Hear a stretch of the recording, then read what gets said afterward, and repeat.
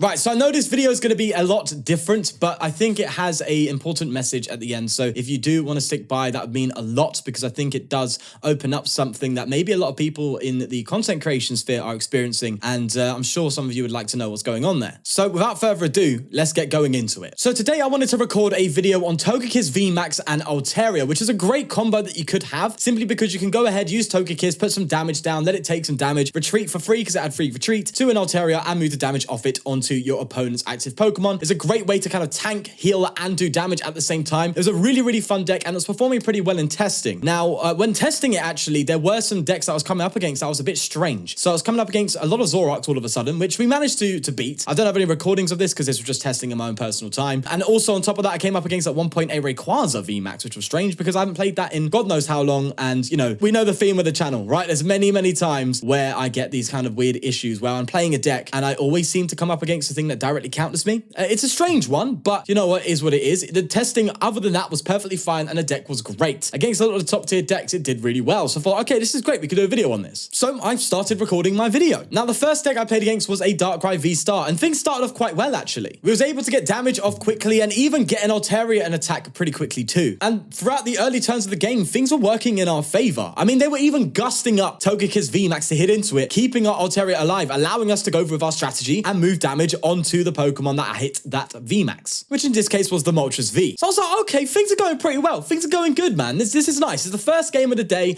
We're doing well. Let's see what we can do now. Well, little did I know, I was playing a master strategist who in one turn found the exact amount of energy required to one-hit KO the Togekiss VMAX. 8, 9, 10. Ah, they got it! No!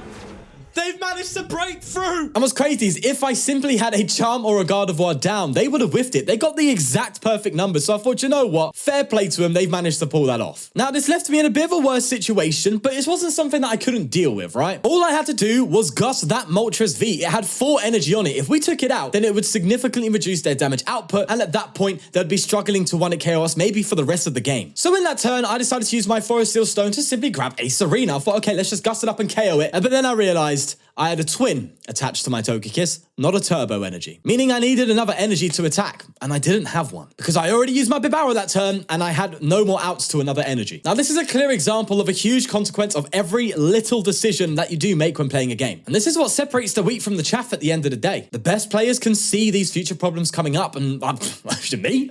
Come off it. You think I can see that kind of stuff? Although, to be fair, it's hard to tell. You know, if the best could see that coming or not. But, you know, regardless, I didn't have my out. And unfortunately, because of this, they were simply able to KO the following Togekiss for game, which kind of sucked, you know? So I was kind of thinking at the time, okay, we played a deck that can one-hit KO us. It's not a top tier deck, but, you know, a lot of people play Darkrai. So although it's a bit of a pain, at the end of the day, you know, it is what it is, right? I thought, you know, I can add that to the end of the video just to show what it's like when you have those bad plays and an example of how the deck can lose, which is something I like to do in my videos anyway, right? Right then, let's go to the next one. So what do we come up against next? Well, funnily enough, it's some sort of Inteleon build. It had Ice Cube in there, but I think that was just a tech card that they, you know, started with, which happens sometimes, right? And I thought to myself, you know, this could be a fun one. We could take this. This could be interesting, right? And again, we have a great start. We managed to get all of our cards out that we needed to get out to actually get the strategy going, and even managed to get a little cheeky boss KO on a Sobble so they can have a, you know, a little bit less outs to get out of a sticky situation that they're already in. But of course, this is ptcgo. And there's very little consequence for conceding a game. So what do? They scoop. Now, you know, it's a bit annoying, but the game's the game. You know, people, they concede when it doesn't work out for them. I do this too, so I'm not going to complain about it. Let's just go to the next one. Now, this is when things get a bit wild. I matched up against an Arceus deck, and I thought to myself, yes, finally, we can have a good deck that we can play against that will allow us to actually show off what this deck can do. Over to my friend. How wrong I was. They benched a Zarude V. Now, this isn't the Zarude V that I thought it was. No, this isn't the one that can go ahead and hit 240 to KO a V, because I thought, you know what, maybe that's what they're going for. Maybe they're doing a little fun like rogue Zarude Arceus deck where they're trying to get some nice KOs on some V-Stars and Vs and stuff like that with Zarude. I thought, okay, this is quite interesting. No. It turns out it's the other Zarude V. The one for 2 grass energy that can do 100 damage and accelerate any energy, I think it's 2 energy from their hand onto the bench and heal all damage on the Pokemon that you've accelerated the energy to. Oh, great. A deck that completely heals. Lovely. me.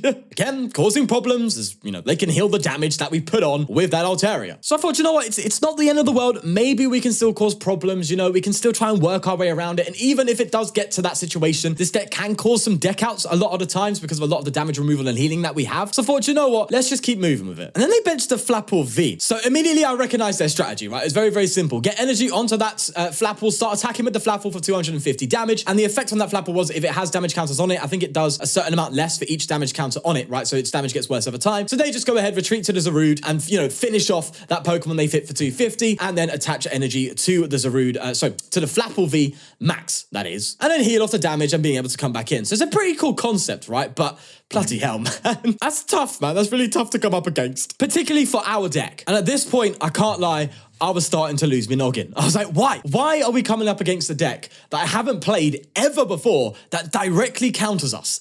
Yeah, it's a bit annoying. And then the final nail in the coffin dropped. I realized that they earlier attached a big parasol. Big Parasol completely counters the Altaria because it prevents an effect of an attack done to the active Pokemon. So if you hit a Togekiss VMAX, I retreat to the Altaria and go for the Altaria, it does nothing. So not only are we playing a deck that heals a ton of damage, but has the one tool card that can completely, directly counter my deck. Now look, I know Big Parasol is played. I know it's played in like a Zoroark or something like that, but a lot of people aren't playing it now because the only reason people really play Parasol was to deal with the Lost Box, and they were able to mostly deal with that with the Lost Vacuum. So a lot of decks don't really play the Big Parasol. So I thought I don't really need to tech for this card because not many people are playing it. Of course, that's the one time we come up against it. And yes, there's ways to deal with this. Obviously, you can tech in other cards yourself, and I would suggest doing so. But I mean, you can't tech for every possible out at the end of the day. It's a bit tough, but maybe we could have tech for that. But at the end of the day, I was still absolutely fuming because we come up against a deck that directly counters us, almost like it was built to do so. And even with all that, I thought, you know what, we can still try and make this work. Maybe we can gust around it as much as possible, just take our prizes through that route. So I got to work and started putting damage down as much as possible, using Altaria as much as I can, until the Zarude V hit the active. It completely healed off all of the damage, and after using like a gust out already, I thought, you know what, winning here is simply not possible, so I just gave up. So after literally come up against that directly counters it, and after some time of recording and having nothing to show for it, I was disheartened and I was demotivated. But you know what, I thought, we'll get there. You know what? We will get there, so let's just keep moving. So the next deck we matched up against was actually a Rapid Urshifu. Now, my mistake again, I didn't play Manaphy in this build. But I thought, you know what? I'm not going to let that beat me down so much. That's just a silly mistake on my part. I can't get upset about something that, I made the mistake at the end of the day. It's fine. I realized as well, to be fair, that the Altaria is actually resistance to fighting. So even if they did Rapid Flow it wouldn't be KO'd. And if I attached a big charm to my big barrel, again, that means the Rapid Flow can't one-hit KO us. So it's a bit better. Still not the most ideal, but it's fine at the end of the day. So I thought, you know what, we can try and still work with this. And my hopes got up. I was like, you know what, finally, this can be the game we're looking for. Oh, but guess what happened next? The moment I evolved my Pokemon and played my research, they scooped. From the Urshi, that way the Urshi can't be too devastating, right? Oh, they've scooped. No, that's great fun. Another one bites the dust. And at this point, I'm almost completely done, but I decided to keep on moving. I just had to get a video out today, man. So the next game was a Regieleki Vikavolt. The one deck that can cause serious problems, prevent item cards from being played, and also hits me for weakness. So, I was simply fed up at this point, and I thought, you know what? No, I'm not doing this, and I scooped early. And yes, a quick side note, I'm aware I'm technically being a part of the problem by scooping myself. I am seeing that. But one thing to understand is, first off, most people aren't going to be complaining about being scooped against. Usually it's only the content creators that don't want to be scooped up against because they want to get full games. They want to get the proper content out there. Most people, when they've been scooped against, are like, oh, great, sweet, that's fine. I get more rewards and I get an extra win on my win streak going towards the rewards I get on the ladder. And there's a lot of people out there working to, build a Mew deck that the ladder is allowing them to have. So being scooped up against isn't that much of a big deal to, the typical player, right? At the end of the day, it's only really going to be a problem for people who are trying specifically to get full games, especially someone like me with a very limited time to record. And secondly, at this point, I was just so disheartened that I just simply didn't care. I was like, I'm not going to try this. I need to find a game now that's going to work for me. And you know what? Even though that's still not the right thing to do, technically speaking, I still think the first point still stands, right? So the next game was one that actually worked in our favor. Finally, we've got a match that we can actually play. And this was a Leafeon VMAX matchup. Finally, something good, right? Well, the sad thing here is at this point, I was just so tilted. I spent most of that time just complaining. Most of the time just waffling and ranting on about the problems that I was facing in that recording, which in and of itself is one reason not to really post it, because it's not really what I want people to see for the first game of the video. But if that's not enough of a reason for you, the cherry on top is, as soon as I KO'd that Leafeon VMAX, they also scooped. I've got decisions to make, I know. Yeah, there we go, and then there's scoops. So even if I wanted to include it, I couldn't. And that's another match out of the window. Okay. One last time, let's see if my luck turns. So what do we come up against next? Arceus Flying Pikachu. Ah yes, another deck that hits me for weakness, lovely. But with that said, I realized, you know what, if I get all of my tank pieces into play, they can't, even with a choice belt on the Flying Pikachu, they still cannot one-hit KO the Togekiss VMAX. That's the tank potential of that card in this deck, right? I thought, okay, that's fine. Maybe we can keep moving then, because even though there is that weakness, disadvantage on our part, there's still something we can do. We just need to get all the pieces. But unfortunately, yet again, things did not go in favor for us. We bricked, and they were able to gust Togekiss in the early game for a nice 190. And they're going to go and get the Togekiss. Yeah, it's one of them days, isn't it? It just is one of them days. Right, so thankfully the Gardevoir saved us, but they still got that damage in. And all I needed to do was just get an Altaria out, right? Be able to get an Altaria and return that 190. That way we can bring that damage across and put us in a bit more of an advantageous situation, right? And in order to do so, we needed 2 cards. We needed a twin or a double turbo energy and an Altaria. I paid my money in the hopes that we'd be able to find those 2 cards. And I mean, we have a lot of outswim in the deck, so I was pretty confident. No. Unfortunately, we found only one piece, the Evolution Incense, but no out for a twin or a turbo. And at that point, I just had to retreat and pass. So the following turn, they were able to get their Flying Pikachu VMAX out and go ahead and just take a KO on the Swablu, giving us one more turn to try and return that 190. We're falling behind now. We need to get a twin or a turbo ASAP. And with a Serena in my hand, with the little hope that I'm holding on to at this time, I decided to play my Serena. And of course, even though we've trued for our deck a little and we have, what, 8 just turbos and twins in the deck, unfortunately, we didn't get it again. Let's see if we can pull off an Altaria hit. We can't. We've just got... Bro, what is this video? Like, what is this? And as you could tell, I was simply done.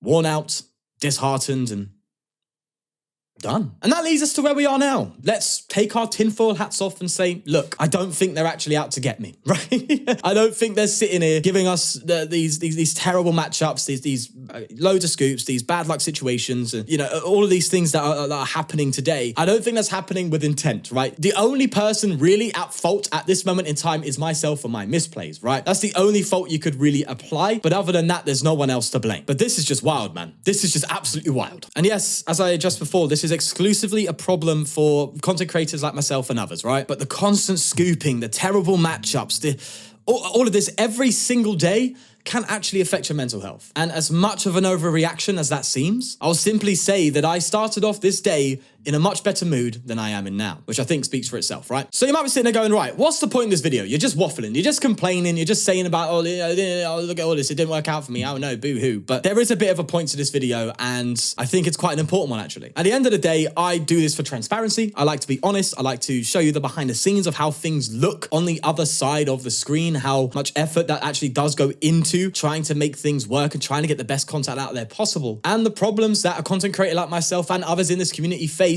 when trying to make that content. And ultimately, this video is here in the hopes that some of you, and it's a very small sum of you, can be more understanding when wanting the best matchup, the best plays, and simply perfection every single day in a video. And this is why I can't always provide the best, which I know a lot of you don't mind. This is more addressed to those who really like to very quickly pinpoint every single small problem in a video. And no, I'm not calling out the haters, so to speak. I'm trying to provide a bit of context so people can be a bit more understanding of the process of things, right? So take it easy on other content creators, will ya? We love what we do and we work hard to provide the best content possible, but sometimes it just doesn't go our way. There are loads of things that could go wrong. There are faults that we have on our own. Let's say me, for example, my biggest problem is my misplays. Now, I'm not bothered by my misplays. They don't bother me at all. In fact, I understand that they actually provide a bit of entertainment. It provides something different. It shows people what not to do when playing the deck. I completely understand that. So I'll never, be harsh on myself for making misplays. I never do. It's a game at the end of the day. I don't beat myself up over it. But that's just me.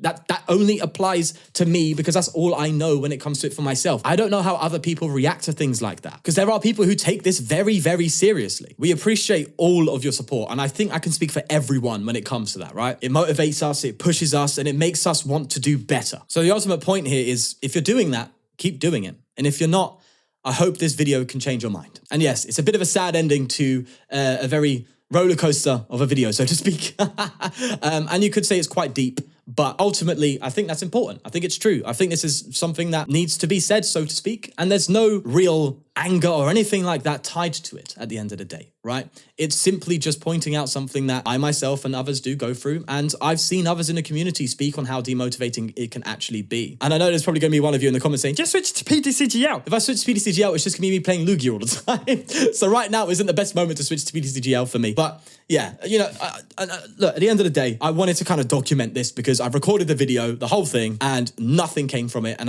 I thought, you know, I can do something with this still. I don't have to sit there and dwell on the fact that I can't get a video out today. I can still do something with it. And this is what I've done with it. And hopefully, you know, something good has come from this at least. But I think now I'm waffling a bit too much. Let's leave it there. Tomorrow, you know, I'll try and make this work again. I really want to show you this VMAX deck because it's really good fun to play. And I really, really think it's actually good. So I'll try and get it done again tomorrow and get it out for that point. But yeah, that said, we will leave it there. Take care of yourself most importantly, and peace.